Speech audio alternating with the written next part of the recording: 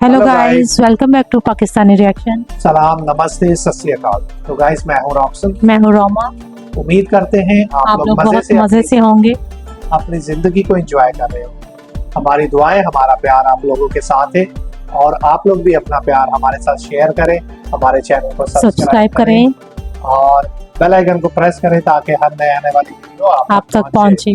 तो गाइस, आज की वीडियो बहुत ही जबरदस्त है और उसका टाइटल ही बहुत ज़बरदस्त है, क्योंकि आज की वीडियो जो है उसका टाइटल तो मैं अब आपको बताता चलूं।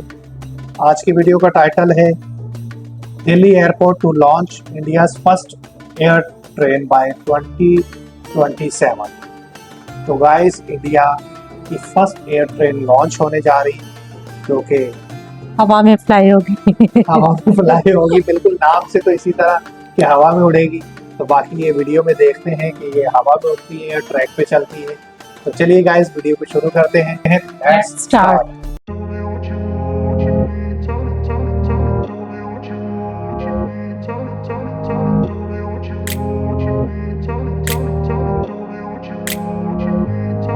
IQ IAS, अब तैयारी हुई अफोर्डेबल।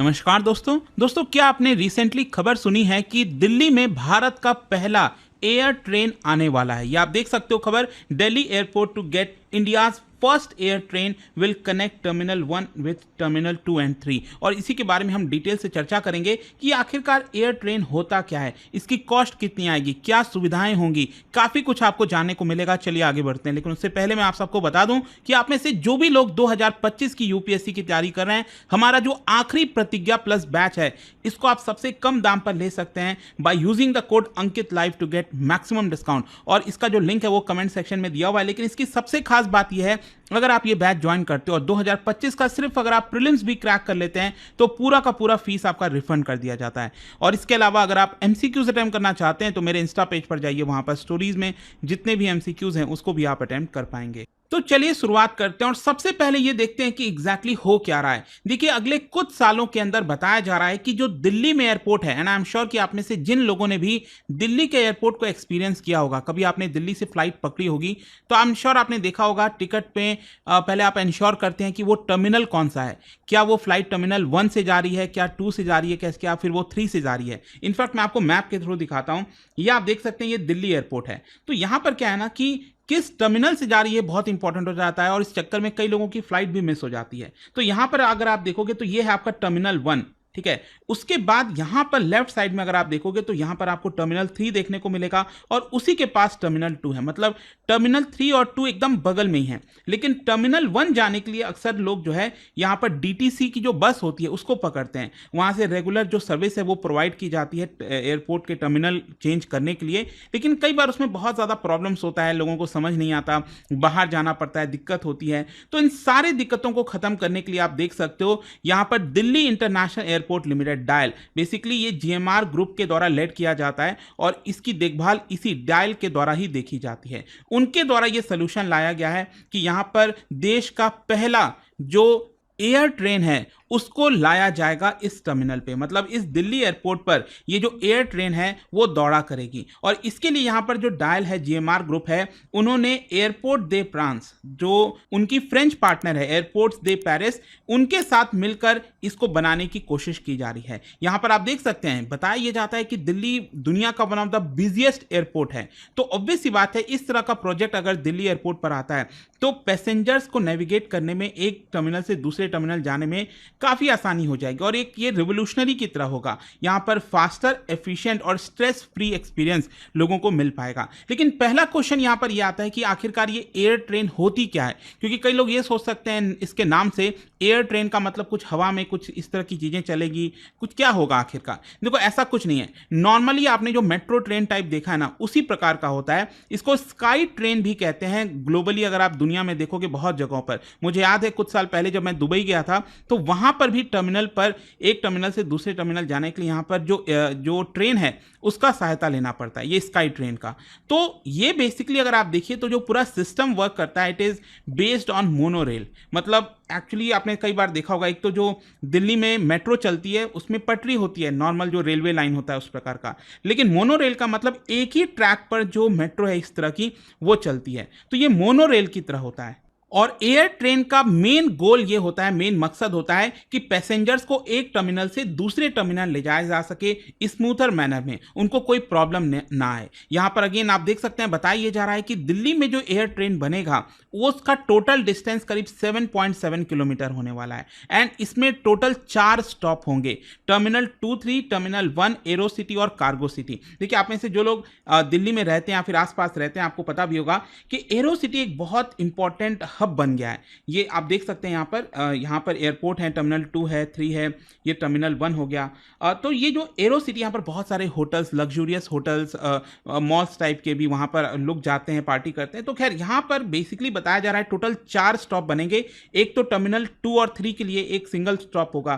फिर दूसरा यहाँ पर अगर आप ध्यान से देखेंगे तो कई सारे कस्टम, मतलब वहाँ पर जो कार्गो वाले हैं, कई सारे कार्गो कंपनीज हैं जो सामान आता है जाता है, तो वहाँ पर एक स्टॉप होगा, फिर एरो सिटी के लिए एक स्टॉप होगा और यहाँ पर एक और जो टर्मिनल 1 है। तो इस तरह से कहीं ना कहीं पूरा जो ये जो एयर ट्रेन है वो कनेक्ट करने की बात कही जा रही है। तो इसकी वजह से ओवरऑल यहाँ पर कनेक्टिविटी तो बढ़ेगी, लेकिन साथ ही साथ पैसेंजर की जो कन्वीनियंस है, जो एयरपोर्ट सर्विस क्वालिटी होती है, जो कार्बन फुटप्रिंट है, अभी क्या बसेस वगैरह चलती हैं, तो वो सारी चीज़ें यहाँ पर कम हो जाएंगी। खैर यहाँ पर अगर आप बात करें why is it needed at Delhi airport, इसकी जरूरत क्या है? देखो करेंटली दिल्ली एयरपोर्ट देश का बिजिएस्ट एयरपोर्ट है, 70 मिलियन पैसेंजर्स हर साल ये हैंडल करता है और बताया जा रहा है कि अगले 6 से 8 वर्षों में ये फिगर डबल हो जाएगा, करीब 130 मिलियन।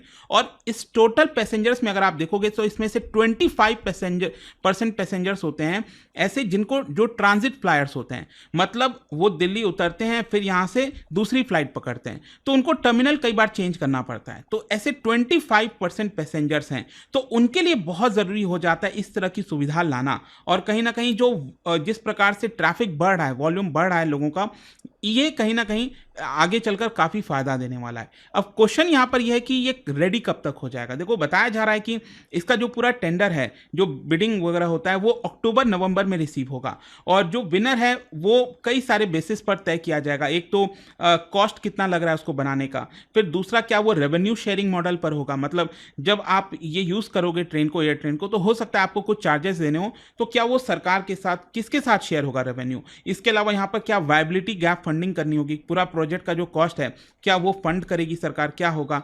फिर यहाँ पर अगर सब कुछ ठीक हुआ तो मोस्ट प्रॉब्ली बताया जा रहा है कि इस साल के एंड तक इस फिजिकल ईयर में बताया जा रहा है कि जो अवार्ड है वो दे दिया जाएगा जिसको भी टेंडर देना है, एंड मोस्ट प्रॉब्ली 2027 खत्म होते होते जो पूरा काम है इसका एयर ट्रेन का वो कंप्लीट हो जाएगा और आप उसका इस्तेमाल कर पाएंगे।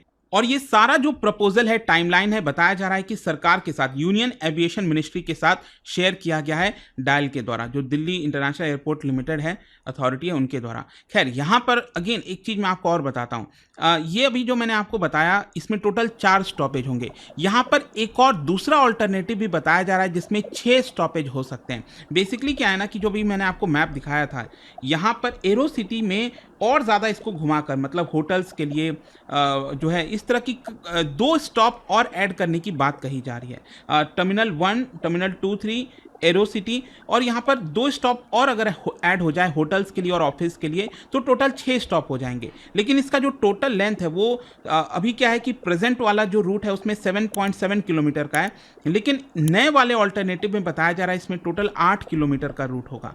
तो अब देखना होगा कि क्या ये 8 किलोमीटर वाला चूज़ किया जाता है या 7.7 किलोमीटर वाला, क्योंकि मेन प्रॉब्लम क्या है 8 किलोमीटर के साथ कि अगर ये लंबा वाला रूट लिया गया 8 किलोमीटर वाला, तो यहाँ पर एक तो स्टॉपेज ज़्यादा है, तो टाइम ज़्यादा लगेगा एक टर्मिनल से दूसरे टर्मिनल जाने में, और साथ ही साथ क्योंकि ये एयरपोर्ट के लिए है तो यहाँ पर फुल प्रूफ सिक्योरिटी प्रोवाइड करनी होगी नॉन टर्मिनल स्टॉप्स पर भी, तो उसके लिए एक्स्ट्रा खर्चा आएगा, सिक्योरिटी पर्सनल वगैरह आएंगे, तो वो अभी तलाशा जा रहा है कि कौन सा यूज़ करना है, कौन सा बिडिंग होगा।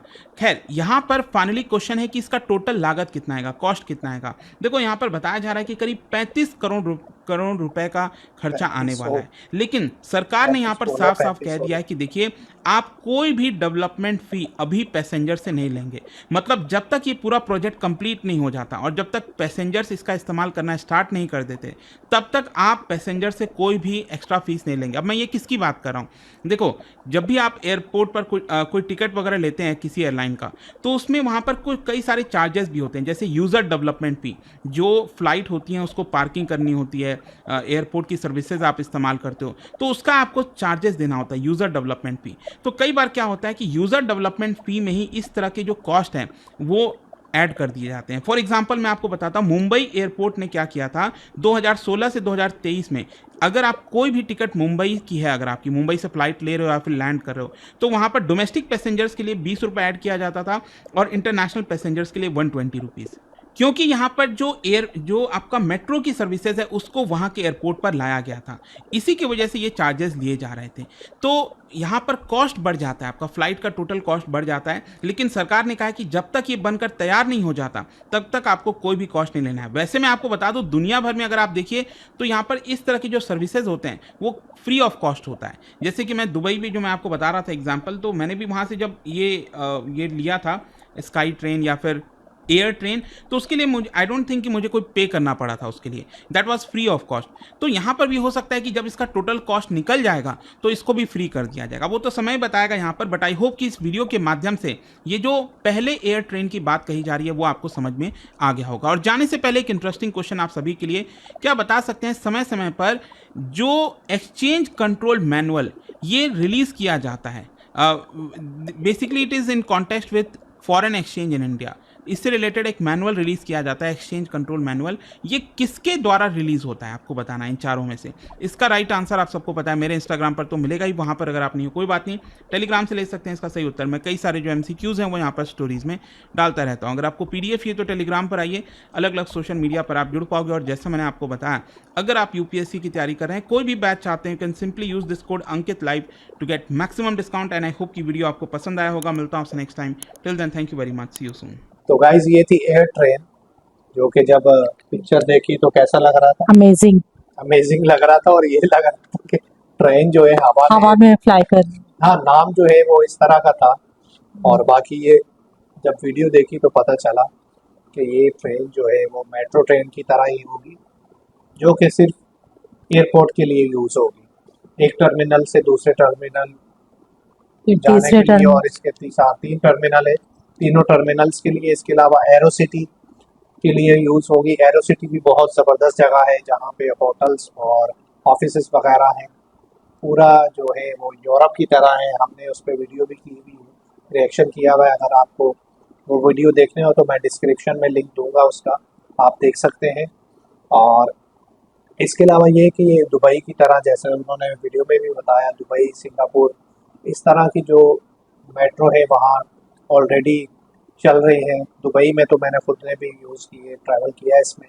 तो ये एक तरह की ट्रांसपोर्ट है जो यहाँ एयरपोर्ट के लिए यूज़ होगी, जो कि बहुत ही अमेजिंग है और बहुत आसानी होगी। फैसिलिटीज है बहुत। हाँ बिल्कुल, ट्रैवलर्स को बहुत आसानी होगी, स्पेशली जो दिल्ली से ट्रैवल करेंगे और दिल्ली में रहने वाले लोगों के लिए बहुत ही ज़बरदस्त है। और जो भी हमें दिल्ली से देख रहा है कमेंट सेक्शन में ज़रूर और बताइए, हमें सपोर्ट भी करें, सपोर्ट करें, हमारे चैनल को सब्सक्राइब करें, वीडियो को लाइक करें।